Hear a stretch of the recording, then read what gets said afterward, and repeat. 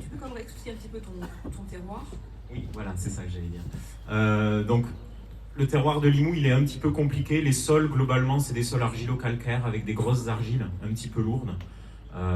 C'est intéressant chez nous parce que on a une pluviométrie qui est assez faible, comme dans le reste du Languedoc, mais l'eau est stockée dans les sols grâce à ces argiles. Donc c'est notre atout. Nous, au domaine, on est sur la partie, la haute vallée, sur la commune de Roqueteillat, donc vraiment un peu plus en altitude, avec plus de fraîcheur, mais toujours ces acides lourdes qui vont garder l'humidité et la fraîcheur dans les sols. Et justement, on a ces argiles qui fait que le chenin chez nous, si on ne le maîtrise pas, on a des rendements qui sont... j'allais dire écœurant, mais c'est même indécent. C'est vraiment... Donnez juste un ordre d'idée pour que les... Non. D'accord. Je peux, mais non. Je pense qu'il y a 3 chiffres. Hein. 3 chiffres. Voilà. Et disons que pour faire des effervescents, bon, pourquoi pas, même si c'est pas forcément ce qu'on va forcément aller chercher, mais pour des blancs tranquilles, c'est impossible. Des rendements à 3 chiffres sur des blancs tranquilles avec du chenin, ça donne rien, puis ça mûrit pas, de toute façon. Donc, et on se retrouve le chenin, il acidifié chez vous un petit peu, en fait. On dit souvent que le chenin, c'est notre acide tartrique. Oui, mais c'est intéressant parce que c'est des approches qui sont différentes en soi. Peut-être que tu peux développer ça. Hein, ils mettent pas de l'acide tartrique dans le chenin, qu'on soit clair. Hein. Enfin, je vois des... Peut-être que...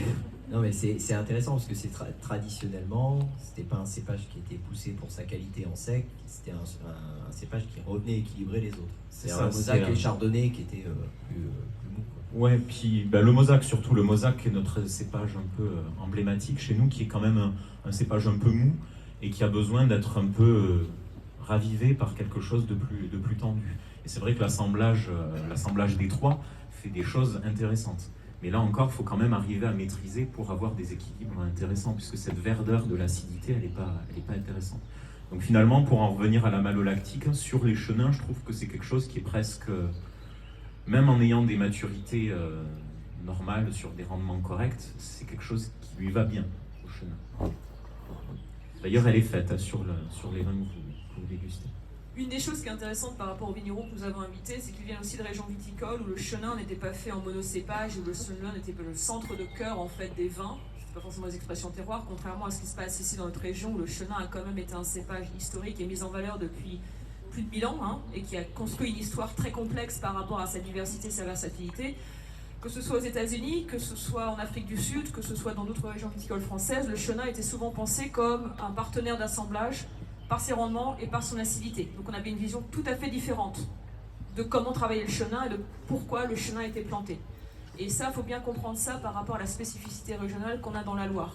Les monocépages de chenin 100% sur des grands vins de garde, des terroirs à l'expression, c'est quand même une spécificité qu'on a localement dans la Loire, et alors que dans toutes les régions viticoles, on a cette idée de le chenin vient ici pour donner cette acidité qui est quand même une colonne vertébrale très spécifique, avec des rendements assez généreux. Il fallait faire du jus et ça acidifie entre guillemets les autres raisins. Et ça, on l'a à peu près dans toutes les autres régions viticoles dont on va parler aujourd'hui. Donc c'est vraiment très intéressant d'avoir des personnes avec nous aujourd'hui qui donnent la chance au chenin avec une expression vraiment propre du cépage, mais qui ont une histoire viticole très différente. Et ça, on revient un petit peu à ce que tu disais, Jacqueline, ce que tu disais aussi, Patrick, sur la part de l'humain dans la décision du vin, et ne pas oublier qu'il y a une histoire viticole d'où on vient, et un apport viticole différent et par rapport à l'utilité d'un cépage. Pardon, une question rapidement. C'est intéressant parce que là, c'est deux approches différentes où la finalité, en fait, du raisin est différente. C'est cueilli en plus précocement pour conserver les acidités, parce que c'est ce que vous recherchez pour apporter cette acidité dans l'élaboration des bulles, entre autres. Mais on voit de plus en plus, par exemple dans le Nouveau Monde, où la plupart des rares chenins qui se font en sec, on a tendance à cueillir en sous-maturité. On pourra peut-être en parler encore cet après-midi avec les changements climatiques, pour justement préserver cette acidité, préserver des taux d'alcool plus raisonnables. Le chenin qui a peut-être un développement aromatique plus tardif, je sais que tu as tendance à peut-être vendanger plus tôt, justement pour conserver les acidités. Qu'est-ce qui se passe au niveau du développement aromatique du chenin? Est-ce que l'expression du terroir reste la même quand on a cette volonté de cueillir plus tôt pour conserver des acidités? le problème, c'est de trouver le bon moment. Il y a 30 ans après, il y a 2 ou 3 trucs que je pense que j'ai compris dans mon métier. Il y a quelque chose que j'ai sûrement jamais compris et que je dirai jamais avec certitude, c'est d'être tous les jours au bon endroit dans la parcelle au moment des vendanges. Là, il n'y a rien de si compliqué, parce que c'est aller chercher la bonne maturité sans la déborder. Donc, enfin, une expression que j'employais pour un vin issu de Chardonnay, d'un grand vigneron, je disais, il est al dente son raisin, quoi. Enfin, il y a un moment où on sent qu'il en manque, quoi. Donc, aller chercher de la fraîcheur dans les vins, avec une maturité un peu limite, il ne faut surtout pas. Le dernier millésime qu'on a fait au domaine, tout était entre 12,98 et 13,20, quelque chose comme ça. Donc on était vraiment en maturité dans une plage extrêmement resserrée. Et là, on a un très joli pH. Et l'idée après, c'est d'aller travailler. Donc nous, on a des unifications longues, en cave, en barrique. C'est 1 an. Et puis après, c'est souvent 6 mois d'assemblage en cuve derrière. Donc en fait, on va chercher un travail d'autolyse dans la barrique et des fermentations très très lentes pour aller chercher du gras, pour aller chercher cette sucrosité sans sucre, puisque en fait on cherche aussi à avoir des vins qui sont vraiment secs, de façon à ce qu'ils... Enfin, c'est aussi des vins de tension. Enfin, on veut un bel équilibre entre toute la dynamique qu'une maturité au juste point amène, et mettre de la chair autour, mais pas du sucre. Hein, parce que si les secs, nous on défend l'idée que les secs ils doivent être secs. Voilà. D'ailleurs, par le passé, ça a été une dérive du chenin. Quand le chenin était ramassé à peine assez mûr, avec des malots qui ne se faisaient pas, des acidités redoutables, tous les vins passaient avec 7-8 grammes de sucre qui ne disaient pas leur nom. Donc ça c'est quand même du passé, quoi. Enfin, je veux dire, je pense qu'aujourd'hui, en viticulture, on n'est plus... Enfin, gens sérieux sont plus du tout là-dedans. Patrick, oui. On a beaucoup parlé, c'est un sujet... Patrick, c'était mon enseignant, donc je lui dois tout. C'est grâce à lui que j'ai commencé, voilà. C'est toi qui m'apprends maintenant. Mais c'est quelqu'un avec qui on a énormément de conversations. Et cette question de malo, no malo, à l'aveugle, pas à l'aveugle, tout ça, est-ce que... Il y a des choses très intéressantes que vous dites tous les deux, c'est-à-dire qu'à la fin, il y a un équilibre de vin que vous cherchez par rapport à une finalité de vin que vous voulez mener. Donc, chez toi, c'est vraiment des secs sans sucre résiduel avec une complexité aromatique qui est présente parce qu'il ne faut pas vendanger en sous-maturité. C'est un énorme problème dans de certains pays, notamment aux États-Unis, où effectivement, on vendange sous mûr et aromatiquement, le chenin, ça ne coûte pas grand-chose, donc c'est très construit en cave après, et donc ça... Toi aussi, tu cherches des équilibres différents parce que ton problème, il est différent, parce qu'en fait, le terroir, l'altitude fait qu'il y a des acidités encore très présentes, très mordantes, donc au contraire, pour trouver des équilibres, il faut faire les malos. On voit bien qu'à chaque fois, la finalité, c'est plus malo, no malo, la finalité, c'est comment est-ce qu'on construit un équilibre de vin. Donc, ta perspective par rapport à ça. Quand on parle et quand on fait le tour et quand on déguste, déjà une chose, et c'est intéressant d'avoir dit que les proportions de Malik n'était pas si importante parfois, de moins en moins, et donc en l'occurrence la marque de la malolactique est moins importante et moins péjorative que ce qu'on peut avoir par le passé, et avec d'autres cépages, sachant que le chenin c'est pas un cépage ultra aromatique. Et ça c'est très intéressant, c'est-à-dire qu'en fait il y a très peu de chenins qui font leur malolactique où on dit oh là là, ça sent le yaourt. En fait on n'est pas là-dedans, au-delà des efforts et de la nouvelle génération de vignerons. Donc ça c'est une chose. En fait, on s'aperçoit que c'est peut-être pas forcément une question. La malolactique, peut-être que chacun, le sent. 2, on s'aperçoit, et j'ai pas les réponses non plus, qu'il y a de plus en plus de caves qui ne faisaient pas les fermentations malolactiques naturellement, et qui aujourd'hui le font naturellement. Et on est passé par une phase où il y avait des malolactiques partiels, donc c'est encore plus dangereux presque, si je peux dire, ou encore moins compréhensible. Et donc en l'occurrence, là aujourd'hui, sans avoir toutes ces réponses-là, peut-être que, in fine, c'est encore une fois, c'est aller chercher, et on en parlera toute la journée, c'est l'équilibre des vins, quoi. L'équilibre. Et on peut avoir des vins équilibrés avec malo, sans malo, ma foi. Est-ce que véritablement il y a un fondement? Je sais pas. Il faut s'affranchir des règles et des formats. Il faut aussi s'affranchir du blanc et noir et de la quantité et parler plus de qualité. Et je pense qu'une des problématiques qu'on a, c'est la compréhension de la qualité, notamment de tous les composants du vin. Et une des qualités qu'on connaît très mal, même nous en tant que dégustateurs, c'est la qualité des différents acides, et on est même piégé très souvent. Donc beaucoup d'humilité par rapport à ça, et des nuances énormes par rapport notamment à un cépage qui naturellement préserve d'autres types d'acides qui font que malgré tout, eh ben, on peut avoir des équilibres avec des alcools un tout petit peu plus élevés et des maturités. Je peux juste me permettre de rebondir un peu. C'est finalement le côté malo, non malo, c'est un outil qu'on peut utiliser, mais qui n'est pas, à mon avis, le principal.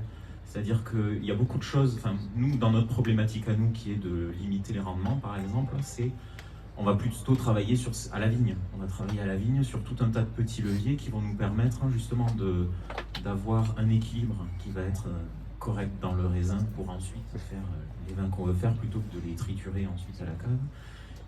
Et ça, ça va passer par des enherbements, par des tailles beaucoup plus rigoureuses et beaucoup plus soignées que ce qu'on faisait jusqu'à présent, par des vignes aussi, des âges de vigne qu'on essaye de pousser un peu plus pour avoir un peu plus d'équilibre aussi. Donc je pense qu'il y a plein de petits leviers à faire à la vigne avant de se poser des questions à la cave. Une fois que j'ai mon raisin, peut-être qu'il y a des années où il vaudrait mieux pas faire la malo, ou des années où c'est fait toute seule, j'ai rien fait. Mais à la base, si le raisin est intéressant parce que le travail a été fait correctement à la vigne, on ne devrait même pas se poser la question de la malo et de pas la malo finalement. On pose des questions, on a pris les angles un peu vinification. Surtout les questions de ce matin, mais bien évidemment la vraie chose, c'est cette interaction entre la compréhension d'un terroir, le travail la vigne, et la pertinence aujourd'hui de certaines questions qu'on se pose généralement comme acheteurs, prescripteurs ou de l'autre côté, ou alors qui nous sont vendus parfois dans des discours commerciaux de vignerons, et se dire est-ce qu'en final ça a encore une pertinence par rapport à la réalité de la compréhension des terroirs que les vignerons sont de plus en plus à même de prendre au corps et de comprendre. Donc c'est un petit peu ça aussi le but de la journée. Par contre, là, il y a eu des personnes qui ont aidé à organiser la journée, notamment la Charlotte, où est-ce que Charlotte ? Là-bas au fond. Et donc on a la chance d'avoir un tonnelier, un pépiniériste et un bouchonnier avec nous. Donc l'idée c'était aussi de poser une question par rapport à ça. Et par rapport à ces fraîcheurs, donc la recherche de fraîcheur de bouche, la recherche d'équilibre et le travail des bois. Les élevages en bois, c'est une tradition régionale. Le chenin s'accommode très très bien du fût. Il y a beaucoup de recherches qui sont en train de se faire au niveau des tonneliers, notamment au niveau des grains, au niveau des sources, des approvisionnements en termes de bois, des espèces de bois utilisées. Ça change énormément. Donc une question rapide pour toi, Charlotte, c'est par rapport à ces recherches aujourd'hui à la vigne et en cave d'expression des vins, comment est-ce que vous accompagnez ou vous réfléchissez pour offrir des bois qui généralement ont tendance quand même, on m'a dit, historiquement on pensait que ça donnait de l'ampleur, ça pouvait sucrer, ça pouvait donner des choses très particulières, ça aromatise. Comment est-ce que tu travailles en tonnellerie pour accompagner ce travail de recherche de transparence et de fraîcheur ? Bonjour à tous. Tu peux te lever ? Donc pour répondre à ta question, donc ce qu'on fait, donc déjà il faut maîtriser vraiment son séchage pour avoir un séchage parfait et que le bois justement n'apporte pas de côté vert, de côté un peu sec. Donc ça c'est la première chose dans le milieu du bois. Et ensuite donc ce qu'on a fait beaucoup en Loire, parce que nous quand on s'est créé on s'est beaucoup lancé on va dire sur le chenin, tout en sachant que sur le chenin, on ne cherche pas du tout à marquer par le boisé. Donc l'idée, c'était plutôt de proposer des chauffes très longues, très douces, qui justement n'allaient pas marquer, n'allaient pas enrober, n'allaient pas toaster, entre guillemets. Donc pour ça, nous, propre à Atelier Centre-France, du coup, donc on réalise ce qu'on appelle des chauffes blondes. Donc c'est les chauffes les plus légères où justement, on va chercher à apporter vraiment le côté complexité aromatique, fraîcheur. Parfois, on peut parler un peu de côté séveux, mais c'est vraiment pour garder le côté frais du bois. Et en plus, on a apporté deux types de cintrage. Donc, il y a le cintrage feu qu'on fait dans tout le milieu de la tonnellerie de façon générale. Donc, où on va marquer un peu plus, où on va structurer un peu plus. Et nous, ce qu'on a apporté, c'est un cintrage vapeur. Donc, c'est-à-dire qu'on va cintrer à la vapeur. Donc, ça permet d'ouvrir les pores du bois. Et donc, de réaliser une chauffe. La chauffe va rentrer vraiment de façon beaucoup plus douce et en finesse dans le bois. Donc ça permet vraiment de corriger ce côté un peu lourd, entre guillemets, Et donc le centrage et la chauffe, les deux alliés, permettent vraiment de garder le côté fruité du chenin, particulièrement pour le chenin. Merci beaucoup, c'est un sujet très intéressant. Je vous encourage voilà, de faire des dégustations comparatives, cintrage vapeur, cintrage feu, après des choses similaires. C'est quand même assez bluffant de voir ce que ça peut donner sur le type d'élevage. Donc tu disais que toi tu avais un cintrage vapeur, je me souviens.